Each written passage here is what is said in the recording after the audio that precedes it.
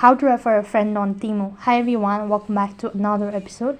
In this following tutorial, I'm going to show you how you can refer a friend on Temu. So in order to refer a friend on Temu, all you need to do is just make sure to watch this video till the end and follow the instruction as guided. Now first thing first, you'll have to go ahead and check your internet connection, and after that you need to open up or log into your Temu account. Once you're logged into your Temu account, that's going to take you to this kind of interface, and over here you need to just go ahead and tap on U icon located right at the bottom, and right on this page you'll be able to see an option as earn points and free gift. Just all you have to do is just tap on it, and after that it's going to take you to the other interface where you need to go ahead and tap on invite new app user to flip now whatsoever the code is, and then you need to just press on it and you need to share the link with other user whom you actually want to share.